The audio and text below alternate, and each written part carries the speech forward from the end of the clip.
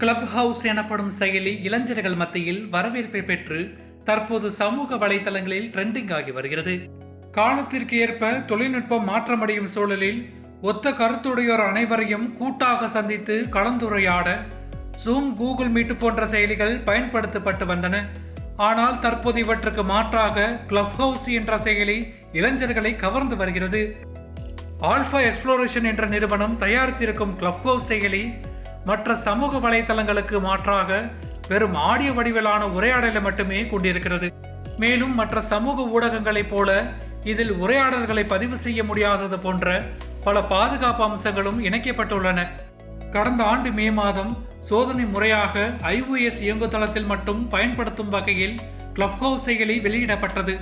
ஆனால் கடந்த டிசம்பர் மாதம் வரை வெறும் 6 லட்சம் பேர் மட்டுமே பயன்படுத்தி வந்ததால் கடந்த ஜனவரி மாதம் ஆண்ட்ராய்டு இயங்குதளத்திலும் பயன்படுத்தும் வகையில் வெளியிடப்பட்டது. தற்போது இதன் பயன்பாட்டாளர்களின் எண்ணிக்கை சுமார் 50 லட்சத்திற்கும் அதிகம் என தரவுகள் சொல்கின்றன.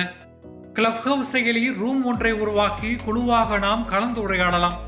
இந்த கலந்துரையாடல்களில் மற்ற பயனாளர்கள் கலந்து கொண்டு கருத்துக்களை பகிர்ந்து கொள்ளும் வகையில் செயலி வடிவமைக்கப்பட்டிருப்பதால் தற்போது இந்த கிளப்ஹவுஸ் செயலி அரசியல், சமூகம், நிர்வாகம், சுகாதாரம், இலக்கியம், விளையாட்டு, வரலாறு, சினிமா உள்ளிட்டவற்றை பற்றி பேசுவதில் இளைஞர்கள் படு பிஸியாக இருக்கிறார்கள்.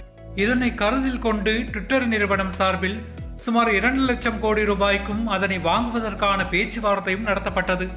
ஒரு பக்கம் இந்த செயலிக்கு ஆதரவு பெருகி வந்தாலும் மற்றொரு பக்கம் ஓமன், சீனா, ஐக்கிய அரபு போன்ற நாடுகளில் பாதுகாப்பு கருதி கிளப்ஹவுஸ் செயலி தடை செய்யப்பட்டிருப்பது குறிப்பிடத்தக்கது. தற்போது இந்த செயலிக்கு இருக்கும் ஆதரவால் ஃபேஸ்புக், ட்விட்டர் போன்ற எதிர்வரும் தேர்தல்களில் கிளப்ஹவுஸின் தாக்கமும் அதிக அளவில் இருக்கும் என்கிறார்கள் அரசியல் ஆர்வலர்கள்.